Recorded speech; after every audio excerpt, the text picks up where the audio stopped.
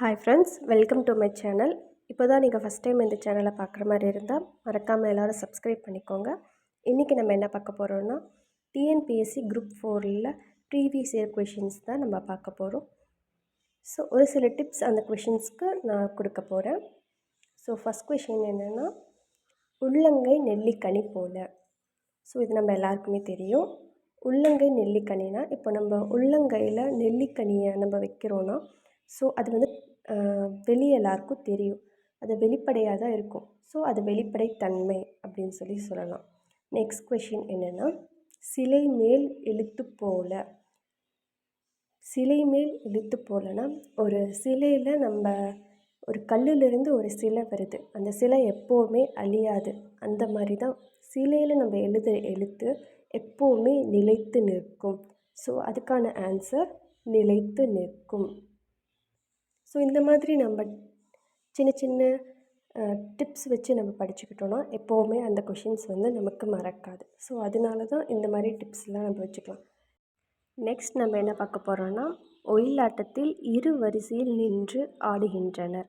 இத்தொடரின் செயல்பாட்டு வினைத்தொடர் எது? ஒயிலாட்டம்னா என்னென்னு இப்போ இருக்கிற ஜென்ரேஷனுக்கு தெரியாது. பட் 90s கிட்ஸ் அதுக்கு முன்னாடி இருக்கிறவங்களுக்கு ஒயிலாட்டத்தை பற்றி கொஞ்சம் தெரிஞ்சிருந்திருக்கும். ஒயிலாட்டம் அப்படிங்கிறது நம்ம தமிழர்களோட ஒரு நடனம். ஸோ அந்த ஒயிலாட்டம் அப்படிங்கிறது இதுக்கு ஒரு க்ளூ மாதிரி வச்சுக்கலாம். ஒயிலாட்டம் அப்படிங்கிறது 2 பேர் தானே சேர்ந்து ஆட முடியும். ஒயிலாட்டம் இரு வரிசையில் நின்று ஆடப்படுகிறது.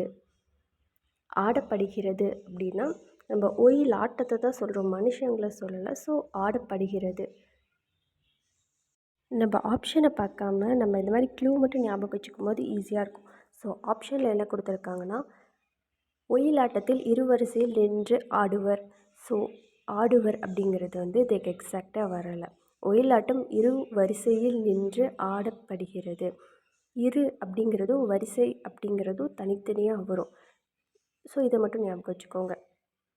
ஸோ ஃபைனல் கொஷின் என்னென்னா, மாலதி மாலையை தொடுத்தாள். ஸோ மாலதி மாலையை தொடுத்தாள் அப்படிங்கிறதுக்கு வந்து என்ன க்ளூ வச்சுக்கலான்னா, மாலை அப்படிங்கிறது வந்து ஒருத்தர் வந்து கட்டணும். ஸோ அது ஒரு செயல், அப்படியே அது ஒரு செய்வினை அப்படின்னு சொல்லிட்டு நம்ம ஞாபகம் வச்சுக்கலாம். இந்த மாதிரி க்ளூ வைக்கும்போது நம்ம யாருக்கும் மறக்காது. ஸோ எல்லோரும் சப்ஸ்கிரைப் பண்ணி ஃபாலோ பண்ணிக்கோங்க. நெக்ஸ்ட் வீடியோவில் பார்க்கலாம்.